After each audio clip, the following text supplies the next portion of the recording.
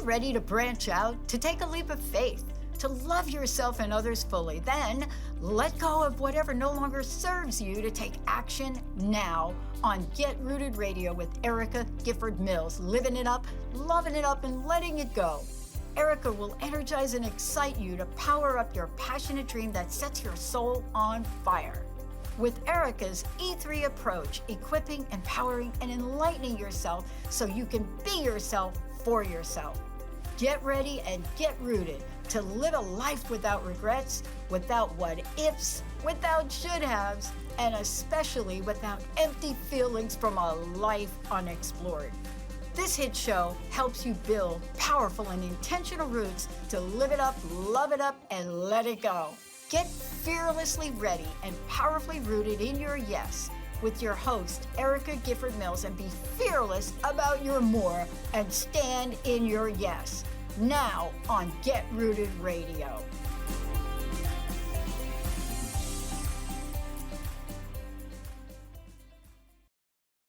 Well, welcome everyone. I am Erica Gifford Mills, and you are listening to Get Rooted Radio. Living it up, loving it up, letting it go, right here on Transformation Talk Radio. A big shout out to my producer today, Pacey. Pacey, how are you doing? I'm doing fantastic. How are you doing?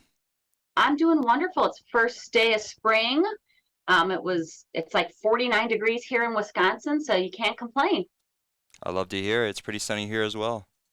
I know, and that's a big thing. I know yesterday it was a little bit chillier, but the sun was shining, and it made it a little deceiving when you first went out. But to see that sun out I think we all need that right now. 100%. I think that sunny D really brings out the good moods in all of us. Yes. So today's episode is called Overcoming the Superwoman Syndrome While Still Feeling Like Wonder Woman. And I know during our last episode, we were talking about decluttering our lives, and that many times we have felt just overwhelmed, like you are drowning in your life. And often this happens because we are not setting, communicating, and keeping boundaries. And we often fall victim to that superwoman syndrome. So men, don't let the name fool you. You could have Superman syndrome as well. So it goes both ways. And that's what I really want to talk about today is boundary management and making sure that we're not falling victim to something, but yet still being the superheroes of our own lives. So I want to start out by telling you a little story. And some of you who've been longtime listeners may have heard parts of this before, but I think it goes to my message today. So think about it. What happens when the person you look up to, the person that you thought was truly indestructible, suddenly dies? That is what happened to me, and I really lost myself for some time. So my mother was diagnosed with pancreatic cancer in October of 2012. The prognosis was not good, but we were still fighting, but we wanted to be realistic. My father, my siblings, and I were preparing for her to die.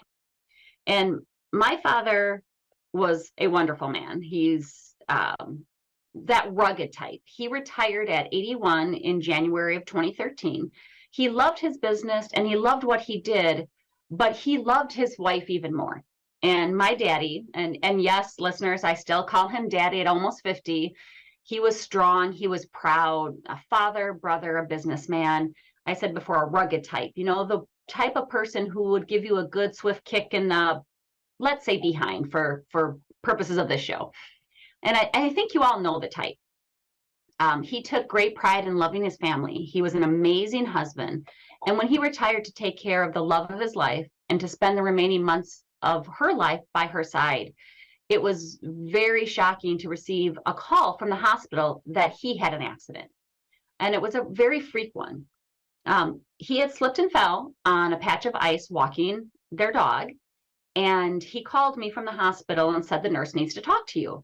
At the time, I thought, something's wrong with my mom. What's going on? And he goes, no, it's me. He had hit his head on the icy road. He had bleeding on the brain and had to have an emergency brain surgery. He did well. It was a extensive surgery, and he spent a few days in the neuro ICU after that surgery. He was then transferred to an inpatient rehab wing of the hospital, and he had a very tough up-road battle because of his age. It was physical, occupational, speech therapy.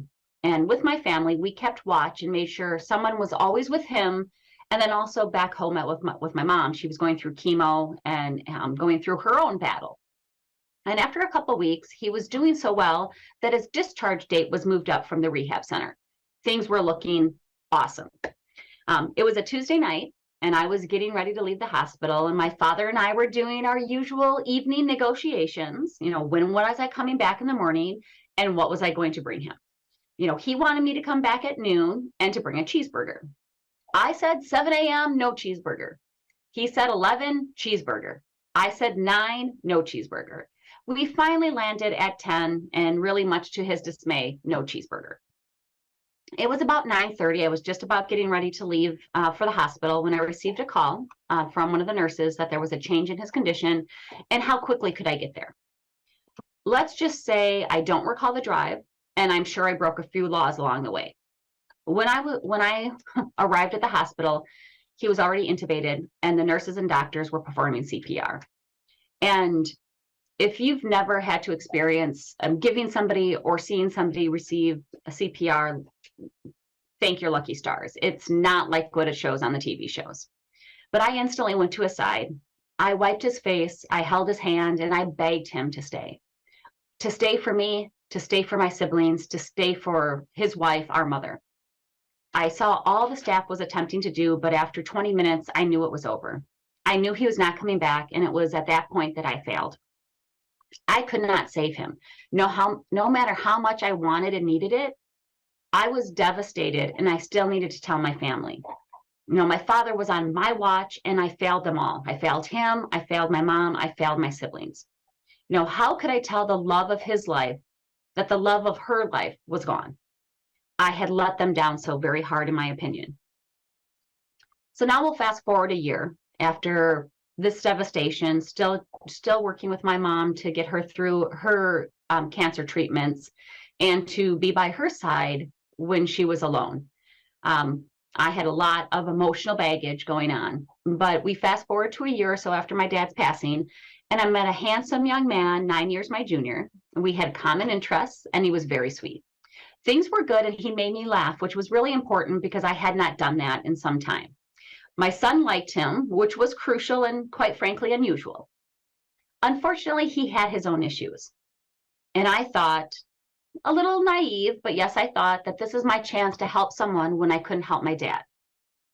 I am a fixer. I truly didn't acknowledge that at the time, but because I believe in love, helping others, and my perceived failure surrounding my dad's death, I wanted to help this young man and felt the need to help him.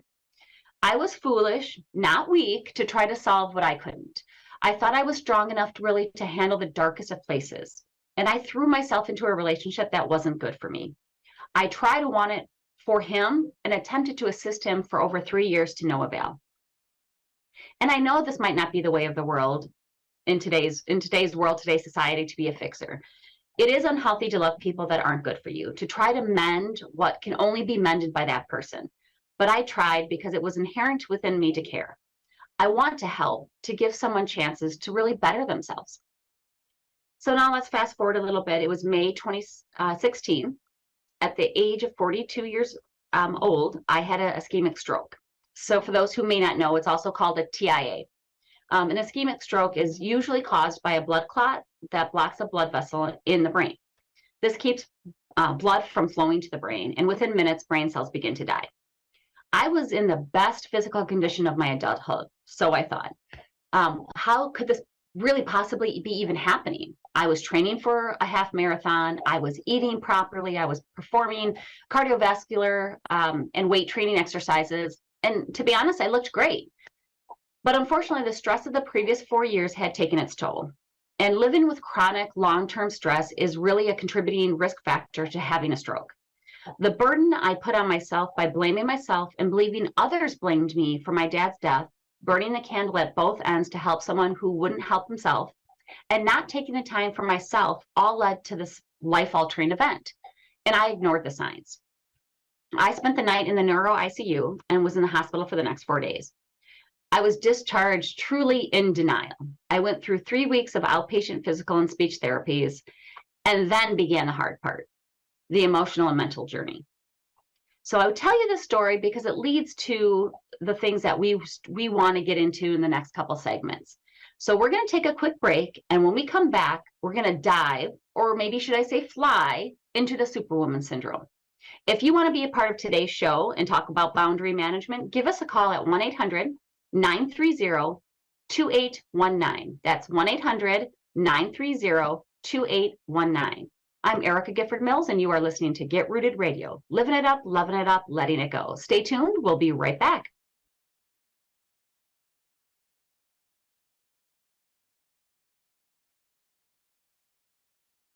Welcome back to Get Rooted Radio with Erica Gifford Mills. Living it up, loving it up, letting it go. If you missed any portion of today's episode, you can catch it on getrootedradio.com. That's getrootedradio.com. Don't forget to subscribe online to receive the latest news, events, specials, and words of encouragement. Go to getrootedradio.com. If you are just joining us, I was telling listeners about my story, and I told you this story because letting go of the past, learning stress management techniques, getting over the situation, circumstances, and issues I couldn't control, and moving forward with no regret and no longer looking in the rearview mirror were all in order for me. And that comes down to setting boundaries and removing the urge to fall into the Superwoman syndrome. And now this did not happen overnight, nor did it always stick. I was, and quite frankly, still am under construction. So I want to tell you more about the Superwoman syndrome because I had the textbook version. I was attempting to be all to everyone, hiding my true feelings, my emotions, wants, and needs. I was taking on the responsibility of my dad's death, my former boyfriend's addiction, my own guilt at keeping an arm's length distance from my mother and my siblings, and not setting, communicating, and keeping boundaries. So first, what is the Superwoman syndrome? It sounds like a fancy term, right? It really occurs when a woman, again, men, Superman, insert man. So it happens every place. A lot of times you see it more with women because we are constantly striving and stretching ourselves to accomplish everything possible in this perfect manner and not putting ourselves as a top priority. So it's defined by the American Psychological Association as a set of characteristics found in a woman who performs or attempts to perform all the duties generally associated with several different full-time positions. So what I mean by that is, are you a full-time mother? Are you a full-time wage earner, right? You are a spouse or a significant other. You are an advocate. You are a community volunteer. We have all these labels on us. And whether it's ourselves doing it or society doing it, we're putting these ultra high expectations at trying to do everything and doing it to perfection. We have a joke in my family. It's like, you can't tell a Gifford girl what to do because we'll do it twice and take pictures, which we joke about it, but it's also very unhealthy, right? So if we can't do something or don't want to do something, it's okay. We shouldn't be convinced into it or told we couldn't do it just to get it done.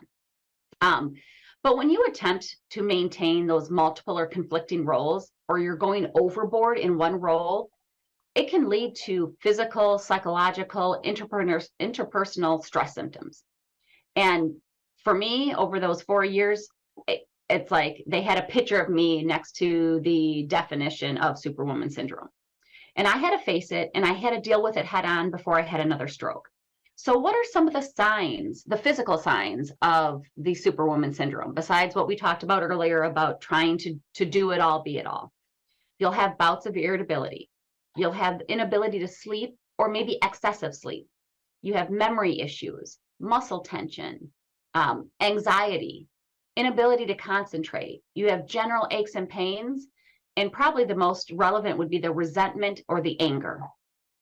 So those are some symptoms that you want to look out for because what typically happens is that you do something you didn't really want to do, and now you're mad at the person because you said yes when you could have or should have said no.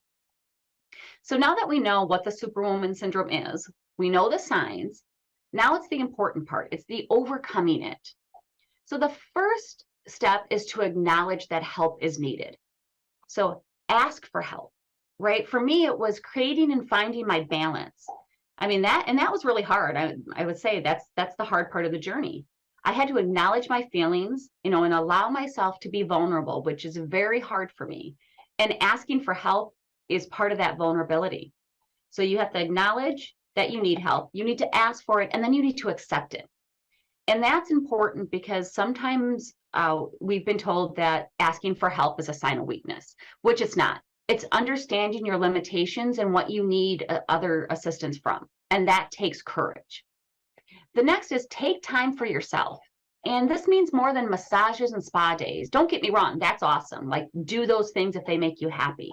But it means, when I say take care of yourself, it means to love yourself. We need to stay focused on loving ourselves, because if we don't know how to love ourselves, we don't show others how to love us. And that's so important.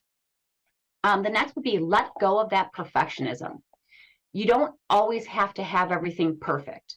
And the more you try sometimes, the more imperfect it becomes.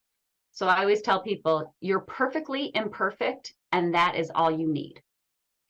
Learn to say no. And I will probably say this a couple times through the coming segments, is no is a full sentence. You don't always need a reason. You can say no. Somebody invites you to a party. No, thank you. Somebody invites you to help them do something. No, you don't have to do something, especially if it's at the cost of yourself, your health, your well-being. And the last one is practice boundary management. And that's where I want to spend some time. So again, how do we overcome it? Acknowledge, ask, and accept help. Love yourself. Let go of the perfectionism. Learn to say no. It's a full sentence. And practice boundary management. So many have heard the proclamation that women can have it all. The societal definition often includes marriage, children, house, career, your killer body, your beauty, growing, cooking, and eating organically. The list can go on and on. This proclamation is often perpetuated and expected. It is truly keeping up with the Kardashians. So I would suggest that you ask yourself, am I enjoying this life I'm currently living? Or am I existing within a self-inflicted definition? Society can create the norms, but we decide whether or not we accept them or if we don't.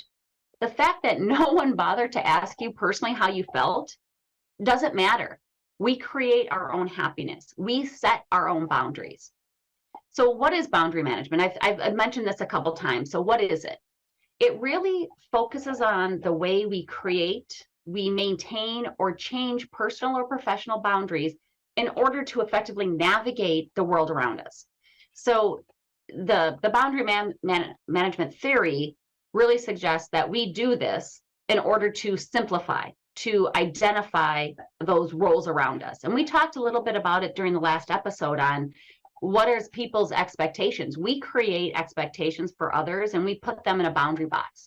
And that's unfair because my boundaries are different than your boundaries, then are different than your neighbors or somebody, a world apart. And when we set, communicate, and keep boundaries, it has so many benefits. And there's a lot of different types of boundaries in like physical, emotional, time, sexual, intellectual, and material boundaries. And they all have different rules, right? And what you might have for a family member might be different than you have for a professional relationship. Understanding that some of these boundaries may be flexible and may be able to be changed, but they need to be changed on your terms. So if we think about it, setting boundaries is a form of self-care. It's a form of self-love, really.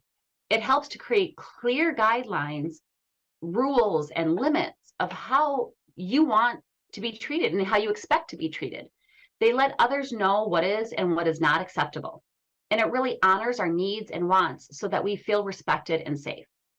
So how do we set boundaries? I think first you need to recognize that you deserve to be treated with respect. You are worthy. I don't care where you are in this world, you are worthy.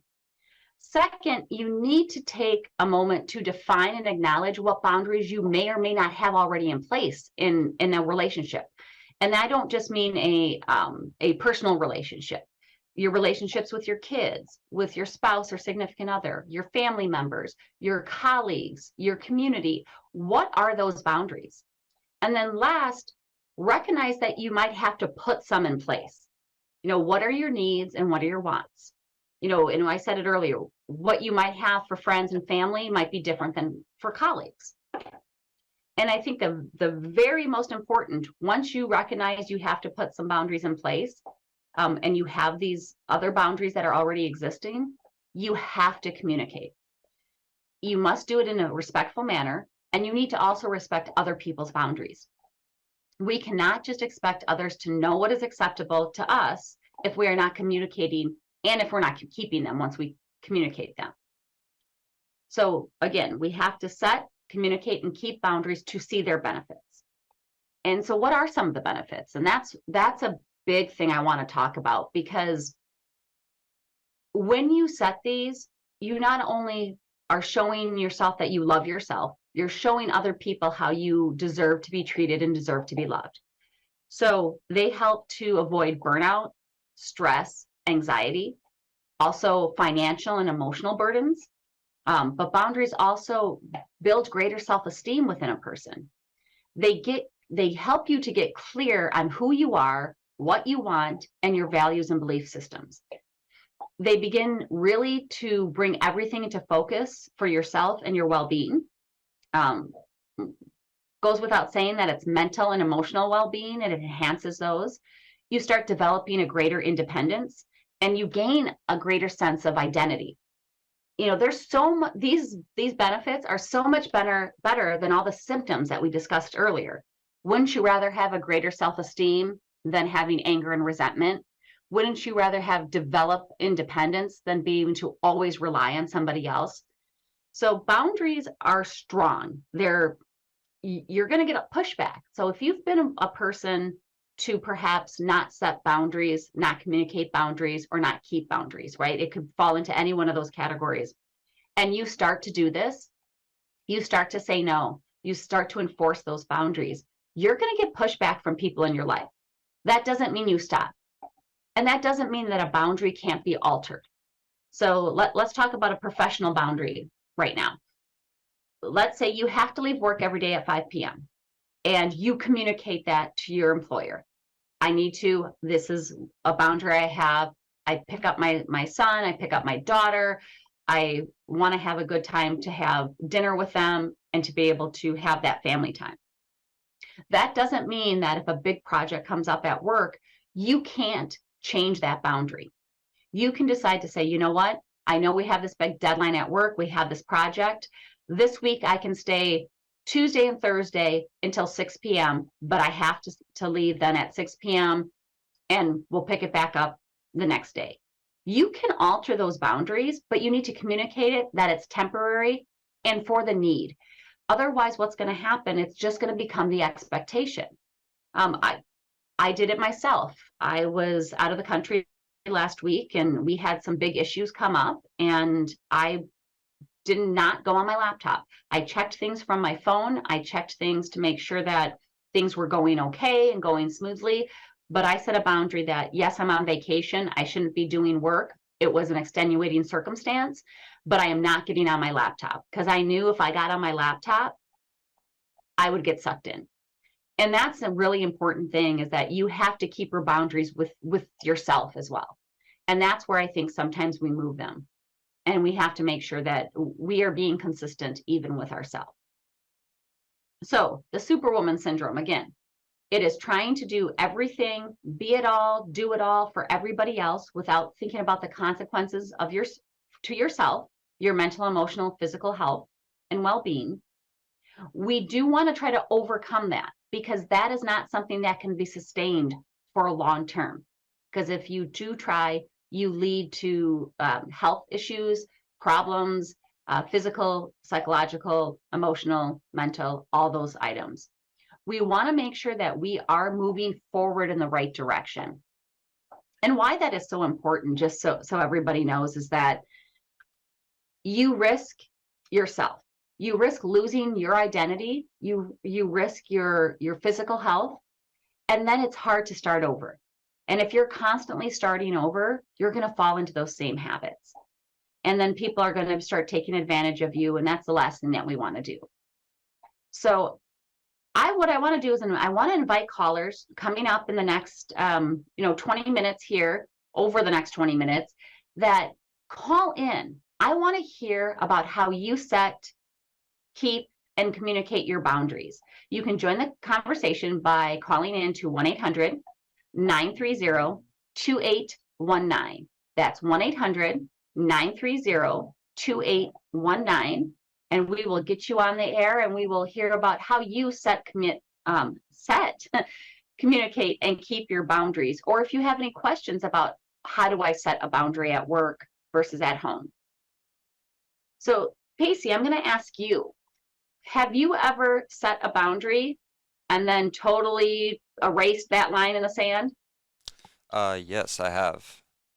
And what was the outcome of that?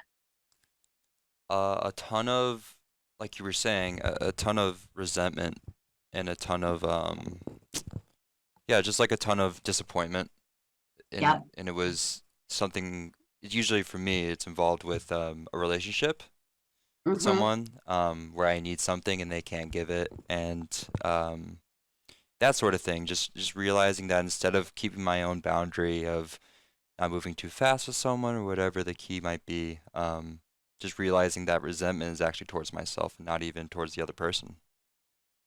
And which is funny is because you think that you're mad at them, but why are you mad at them? They asked, you said yes. And that's what I found myself doing personally. I'm like, why am I mad at them? And it didn't hit me for a while. I'm like, I'm mad at them for something I said I would do because Exactly. I moved my boundary. Or you get mad. I mean, in a relationship, you could get mad at somebody for crossing a boundary that they didn't even know you had because you never communicated it.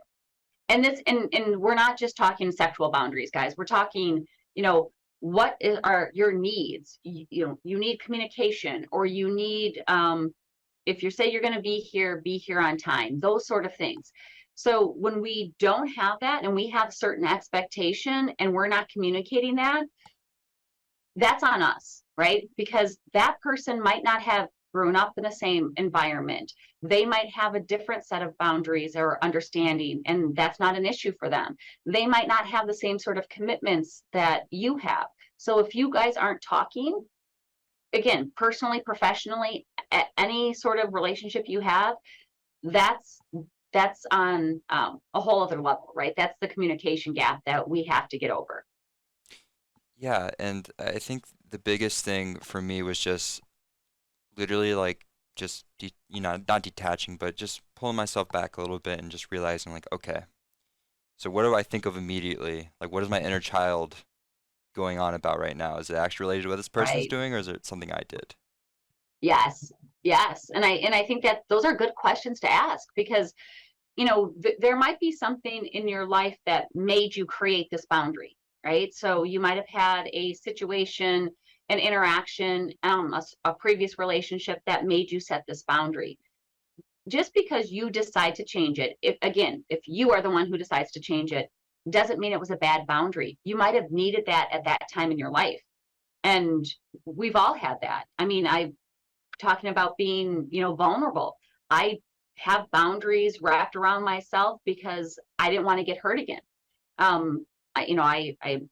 mentioned it earlier. I was keeping an arm's length distance from my mom, and that took time away from her in her last couple years. And because I was afraid, I didn't want another parent to die on my watch.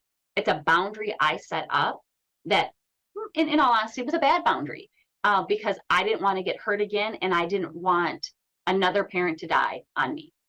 And then that took time away from me, from her, and that's that's a cost, a toll that it took, and that's too bad. Yeah. But sometimes we set boundaries because we think they're good, they think they're protecting us, and we might find out later that nope, they're not. So what I want to, I have learned many lessons from attempting to be Superwoman, right, and not setting boundaries.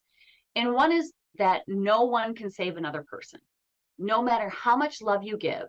And it's not to say that you shouldn't lend a helping hand. Stay open, honest, authentic, and caring. Love the world, but love yourself first. because this world is a dark and lonely place at times, and being open to giving and receiving love is critical. However, not at the cost of your own heart, your own body, your own happiness, and your own peace. Don't allow yourself to be destroyed in the process. Know what you deserve and never let anyone give you or accept less than that. Because healthy relationships start with mutual respect, and that includes respecting each other's mental, emotional, and physical boundaries. And when that is no longer given, you must walk away. And that's personally or professionally. Like if you're not getting respect in the workplace, and if you're not having your boundaries met, making sure you've communicated them, it's all about boundary management. It's key, folks, I'm telling you.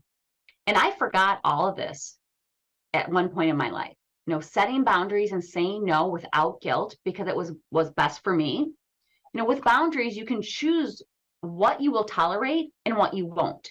You set the limits as to who enters your boundaries, what words enter your boundaries, and what stays out. Saying no without guilt, without having to explain yourself or having negative thoughts, words, or actions thrust against you, because that no is a complete sentence. And we need to show respect to ourselves by setting those boundaries and sticking with those boundaries, even when it's hard. Because if you don't, you risk your health. And so I would really just tell everybody, stand up, object, and speak out if this is not what you want or need. So and I'll say this as women, right? As women, we need to help one another. We need to decide for ourselves whether we even want that society's definition of having it all, right? Or if we need to rewrite that definition to fit our needs and wants. And I would say, in addition, we need to support each other in whatever decision is made. Because what I make for my personal life and my professional life might not be what somebody else chooses for them. And that's fine. It's a personal decision. And we really do rise when we lift others up.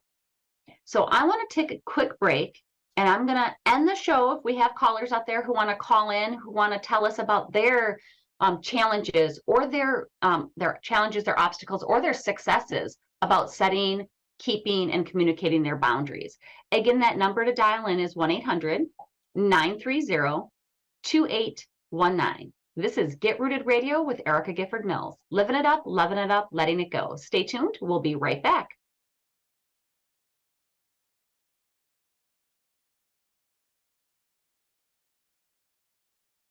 Welcome back to Get Rooted Radio with Erica Gifford Mills. Living it up, loving it up, letting it go.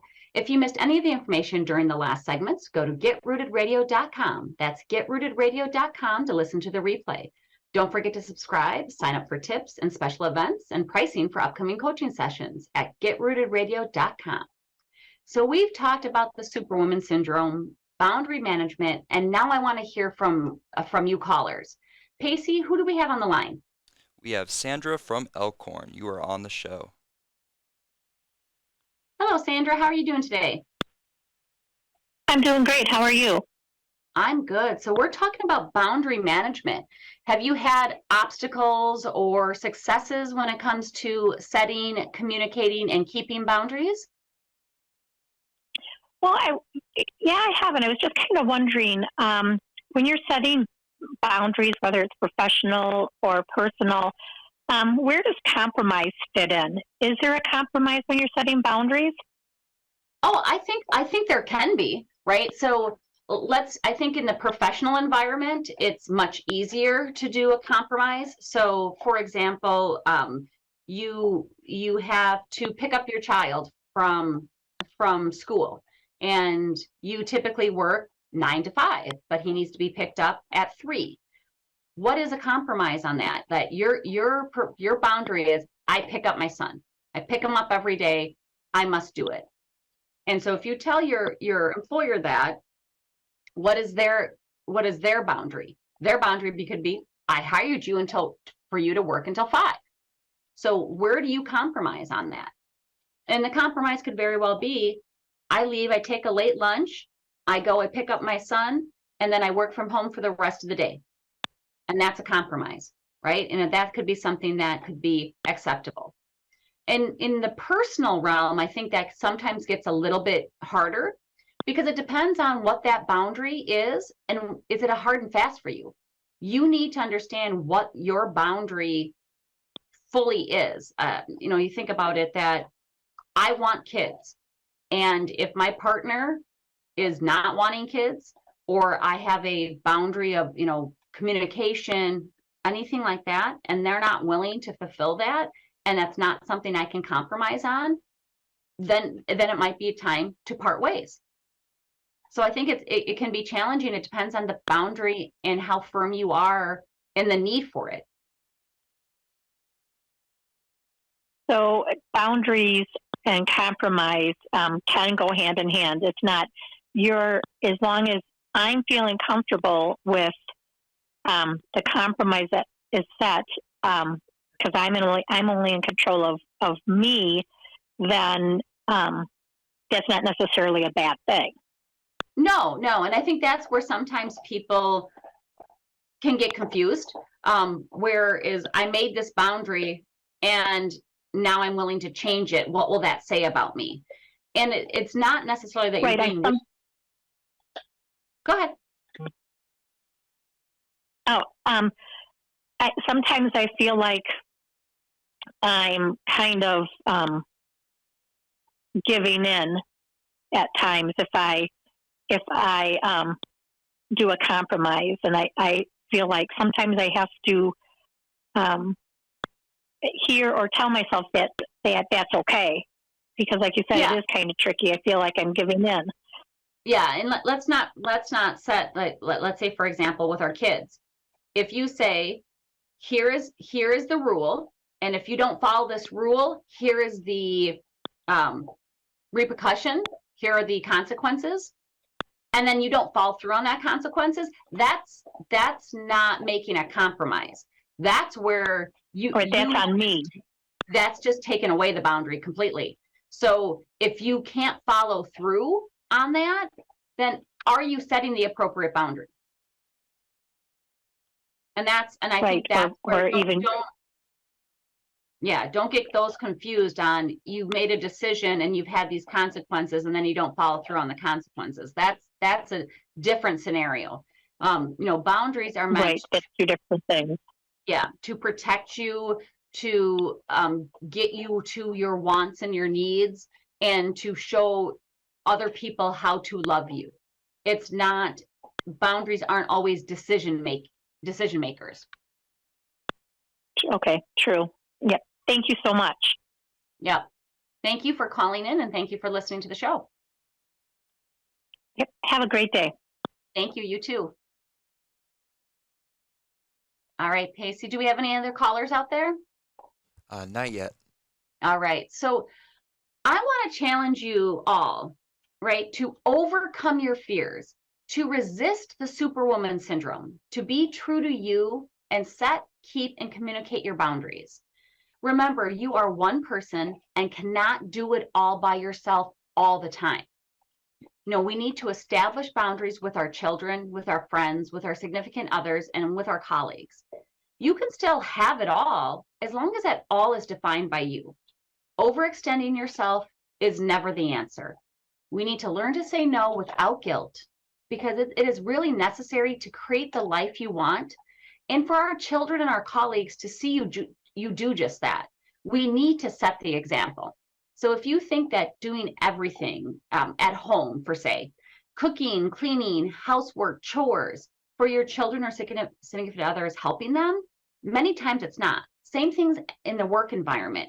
If you're always taking on those extra tasks, just doing something instead of trying to train or explain it to somebody else for your coworkers, you're not doing them you're not helping them. You're actually probably doing them a disservice, because they all need to learn. They need to be challenged, and they need to be ready to take responsibility. We truly don't set them up for success, and we do them that disservice when they cannot complete the simplest of tasks, or they don't learn to ask for help. Because we really are the superheroes of our own lives, ladies and gentlemen. And while I say stop the Superwoman syndrome, I understand wanting to feel empowered and able to conquer the world. I joked about it earlier, don't tell me I can't do something. Because if we set our minds to it, we can accomplish so many wonderful and great things. But the biggest thing is we don't need saving, and we don't need to save others. We are the person who will save us. We need to focus on our true self and know that by loving ourselves, being authentically vulnerable, releasing fear, and setting, keeping, and communicating boundaries, it will get us to where we want and need to be. And they're not easy steps. Don't get me wrong. I'm not saying you're going to set these boundaries, you're going to communicate it, and it's going to be peachy keen. It's going to take time. It's going to take patience. It's going to take consistency, and it's going to take courage. And you're going to fail. I told you earlier, I'm a work in progress. I still am under construction. I still forget to do these things. It will take time, and it will take people challenging you to really get you to where you need to be. So listeners, it's time. Take off the cape. As we empower ourselves to identify issues, set boundaries that will support our goals, both personally and professionally, and encourage each other, we as women, we as a society, we will be the true superheroes in our own lives, because we know what the Superwoman syndrome is now. We know the skills to overcome them, and we really truly know the path forward. And we can do this, and we can do this together by supporting and lifting each other up. And just remember, I may say that we don't want to be superwoman, right? But we can still be a superhero, because Wonder Woman truly is a state of mind. And I really want you all to remember that Wonder Woman is it's a fictional character, yes, but it's not also because it's a state of mind. It's where we empower ourselves, we love ourselves, we set ourselves up for that great adventure in our lives. And when we do that without hesitation, we really are a superhero. So Pacey, I want to ask you, what will you do and take away from this episode on establishing and communicating and keeping your boundaries? Just recognizing that, as someone who just naturally very much cares about what other people think, that the person that is actually, good for you is someone who's going to hold up and respect those boundaries and let you communicate about them. Yes, and that is important. If you're not comfortable communicating your boundaries with your partner or your boss or your colleagues, that's crucial and critical, especially in a personal. I mean, I can understand being a little bit apprehensive because it's something that's outside the norm with your boss. But in your personal relationship, you need to have that ability to be open and honest in that communication. I mentioned it earlier. If you lose that communication and you lose that ability to be vulnerable and honest, then you got to walk away. That relationship just is not working. And that's that's something I learned with a friendship a couple years ago, and that lesson really rings true, because I feel a lot more full and a lot more in touch with myself than I ever did with someone who didn't respect me in that way. Well, and I love that you said, I mean, not that I love that it happened to you by no means, but I love that you said that, because sometimes the people you want as part of your life, they weren't meant to be the whole book. They were just meant to be a chapter. And we've learned something from them. And so sometimes in that scenario, you may have learned how to set appropriate boundaries. And you can be proud of yourself that you kept it, because it was what was healthy for you. Yeah, exactly. Yeah. It's that long-term fulfillment versus just like, oh, I need to have this person here. Yeah. We are very much an instant gratification society, right? Oh, yeah. Instant messages and texts, and you can look something up. And sometimes we forget that the long game might be a little bit better, that we don't need everything to come to us immediately. And we need to set time aside to think. And with boundaries, that's necessary too, because again, you might have set a boundary at a certain time in your life that was necessary. And now you might be finding that boundary is no longer needed, because you did it to protect yourself. You did it to protect your kids. You did it because you were in a relationship at the time that you needed that. And now you might be growing as an individual. You might have gotten rid of that toxic relationship. So now you can explore your boundaries a little bit more. So I think we need to keep those things in the back of our mind when we're going through any of this process. Yeah. I think, and then that's something that has really helped me is just, once again, like, because for me, it comes from the fear of not having someone, right? The fear of Yep. abandonment. So it's like, oh, I'll overstep my boundary to keep this person in my life. When in reality, I'm losing myself and not keeping my own self in my life by doing that. Absolutely. And I think that is an awesome point to end the show on today, is that when you don't set the appropriate boundaries, when you don't communicate them, and when you don't keep them, you lose yourself. And you are an amazing person, and you deserve to be seen, to be heard, and to be accepted as you are. And when you can't do that, and you erase those boundaries, when you don't communicate them, you start slowly losing who you are, and you're turning yourself into a different person. And that's going to be detrimental to your mental, emotional, and physical health. So again, remember, take off the cape, listener. We want to set ourselves free. We want to know that we are the superheroes of our own lives, because Wonder Woman truly is a state of mind. And I want to thank you all for tuning in to Get Rooted Radio. And if you missed any part of today's episode, or you want to listen again or to other episodes, go to getrootedradio.com for the podcast. And don't forget to tune in the first and third Monday of each month at 5 p.m. Eastern, 4 p.m. Central, and 2 p.m. Pacific, right here on Transformation Talk Radio. Before I sign off, ask yourself if you are setting, communicating, and keeping your boundaries. And if you need help, set up your free Empower Hour call with me. No charge, no obligation. Go to getrootedradio.com to find out how I can help you take that action. And if you are ready to live, love, and let go, join me for my signature 12-week group coaching series, The Rooted Life. This series will assist you in achieving your goals and moving forward by letting go of the things that no longer serve you, learning to love yourself and others fully, and living life to its fullest. Go to getrootedradio.com to learn about this 12-week series and to get that free Empower Hour. That's getrootedradio.com. Thank you for tuning in, you wonderful Wonder Women out there.